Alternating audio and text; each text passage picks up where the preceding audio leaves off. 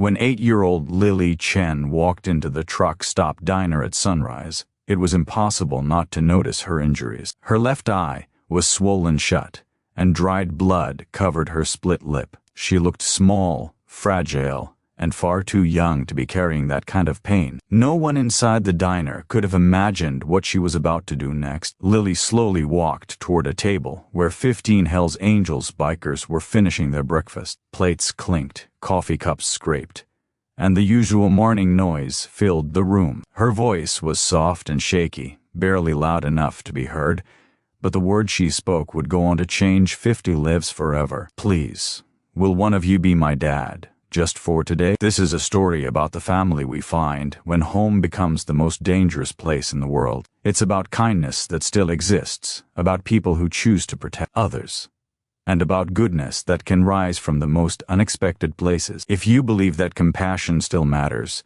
that innocent people deserve safety, and that hope can come from strangers, take a moment to pause. Like, comment, share, and subscribe to Bike Diaries. And tell us in the comments, where are you watching from tonight?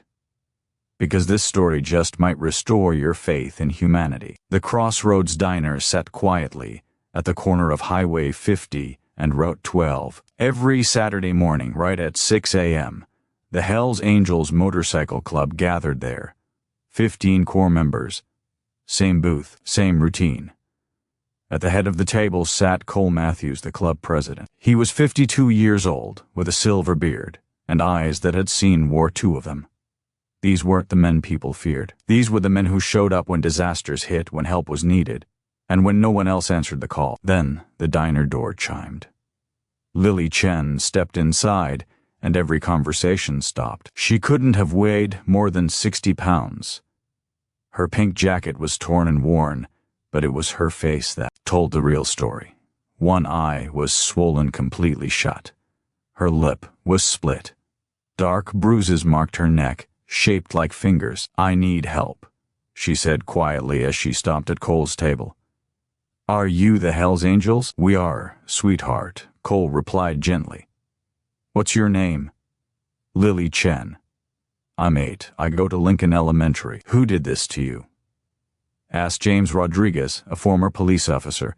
"My stepdad, Derek," Lily said, the words spilling out fast. "Yesterday I broke a glass. He said I was useless and pushed me down the stairs." She took a breath before continuing. "Today is career day at my school. Everyone's bringing their parents. I thought, if one of you came, Derek would know someone's watching." Something deep and protective stirred inside Cole's chest. Around the table, every man felt it too. Danny Martinez had grown up in foster care. James had lost his sister to domestic violence. Tommy Lee still carried scars on his back from his father's belt. Every single one of them knew what it felt like to be a helpless child. "What time is career day?" Cole asked. 10 o'clock. "At Lincoln Elementary." Cole stood up slowly, his 6'3" frame filling the space around him. "We'll be there," he said firmly. "All of us." Lily's good eye widened in disbelief. "Really? You'd do that for me?" Cole knelt down until he was at her eye level. His voice was calm but strong. "Lily, look at me. What Derek has been doing ends today. Right now, you're not going back to that house until he's gone, and you're never facing him alone again." "I don't want my mom to get in trouble," Lily whispered. "She needs him for the money." "Your mom needs her daughter alive more than she needs his money," Marcus said quietly. "Trust us." Cole pulled out his phone. "What's your mom's number? We need to call her. And then we're taking you to the hospital." Lily softly recited the number. Just then, Kelly the waitress appeared with a plate piled high with pancakes, eggs, and bacon. "On the house, sweetheart," she said kindly. "Eat as much as you want. Full documentation, photographs, and a complete medical assessment," the doctor said firmly. "I'm filing a CPS report and requesting immediate police involvement." James stepped forward and quietly showed his old police badge. Technically, he wasn't supposed to carry it anymore, but he always did. "I'll make sure this report reaches the right detectives," he said. "The ones who actually care." By 9:15 that morning, police units were already on their way to the house on Oak Street. Derek Morrison woke up to find his stepdaughter gone and 3 squad cars parked in his driveway. The hospital records, clear photographs of Lily's injuries, Jennifer's tearful statement, and the instincts of seasoned detectives all pointed to one conclusion. Derek Morrison was arrested on the spot. He was charged with multiple counts of child abuse, domestic violence, and assault with intent to cause serious bodily harm. By 9:45 a.m., 50 motorcycles were rolling into the parking lot of Lincoln Elementary in perfect formation. "Everyone's going to stare," Lily said quietly. She was wearing hospital clothes with the words "stronger than you think" printed across the front.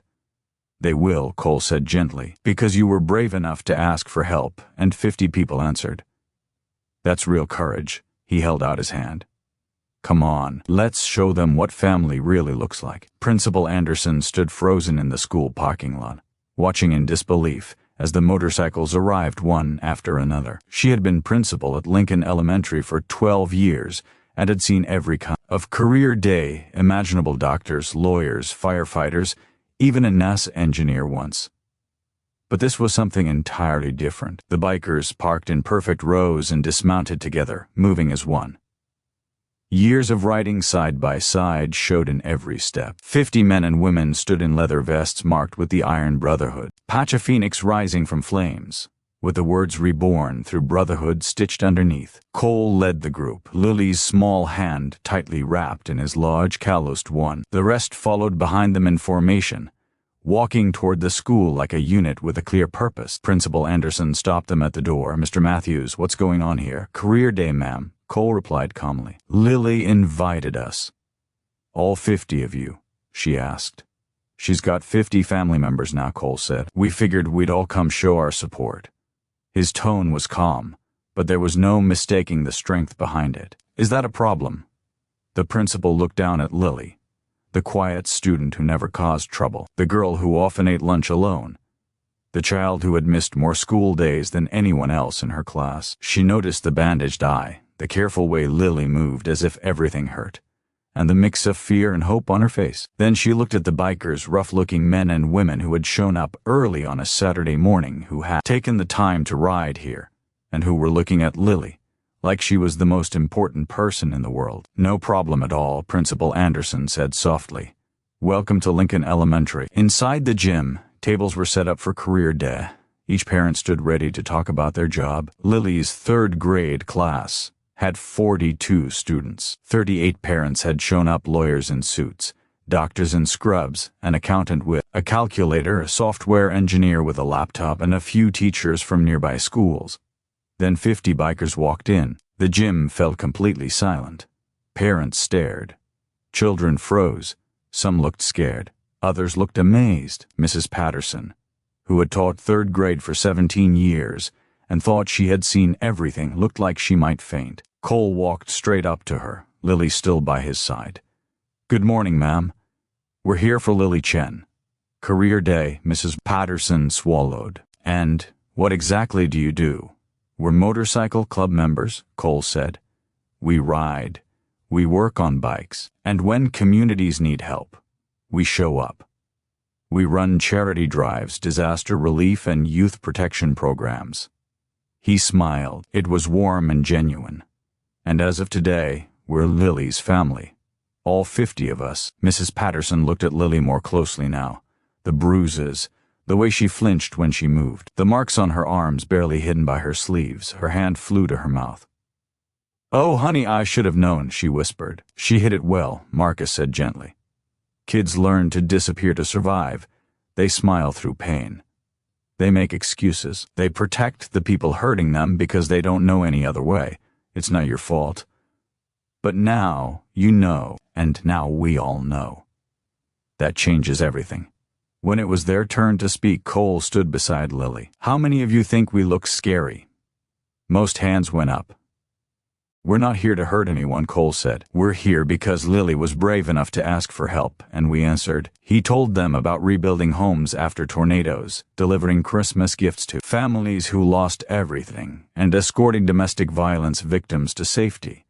Then Tommy stepped forward. "I grew up in a house where my dad hurt me every day. It took me 40 years to learn that real strength isn't about hurting people, it's about protecting them.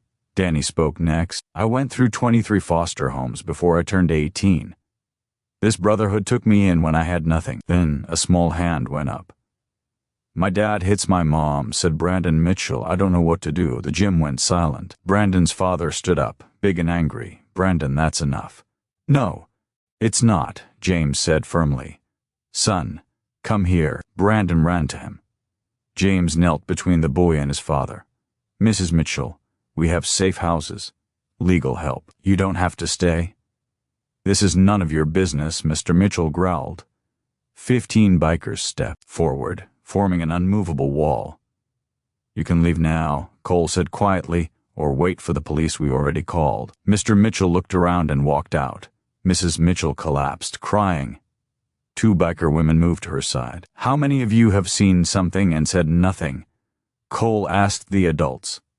A bruise. A child pulling away. Slowly, hands rose.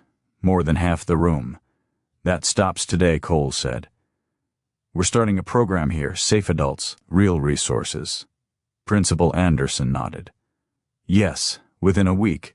Derek was formally charged. Jennifer filed for divorce. The Iron Brotherhood set up protection at Lily's grandmother's house. Cole met with CPS worker Maria Gonzalez, who was handling 64 cases, twice what she should have been. What you did, she said, is what every child needs. But I can't do it alone. What if you had help from people who've lived it? Cole asked. The cycle keeps repeating unless someone breaks it. By Saturday, Iron Shield opened at the clubhouse. 12 children were referred. 23 showed up. Lily found Cole in the workshop. Can I learn to fix bikes? That's why you're here, he said. She smiled, really smiled for the first time. Brandon's mom left her husband. She was safe now. Because you were brave, Cole told Lily. And because Brandon was brave. Courage spreads. Within a year, Iron Shield served 6 schools and helped 137 children. 12 families escaped abuse. Lily, now 9, spoke before the school board. This program saved my life, she said. I learned that asking for help is brave, and that family is about who shows up. The vote to expand district-wide was unanimous. 5 years later, 13-year-old Lily stood on a national stage at the Child Welfare Conference. 2,000 people listened as she spoke. 5 years ago, I asked bikers for help, she said. That moment started a program now serving 3,000 children across 12 states. She showed the data. Fewer repeat cases, better outcomes, families reunited safely. Kids need adults who show up, she said, who stay. The applause lasted 3 minutes. That night, Iron Shield became an official nonprofit. Lily stood up. I joined the club last week as a junior member. This family saved me. Now I want to save others. Cole hugged her. Your dad would be proud, Daniel Chen. Both my dads are proud, Lily said softly. The one who gave me life, and the one who taught me how to live it. 10 years later, Iron Shield operated in 7 countries. Lily, now 18 and heading to Stanford, stood beside Cole at the anniversary event. 3,000 people filled the hall. Behind them, a screen showed the numbers.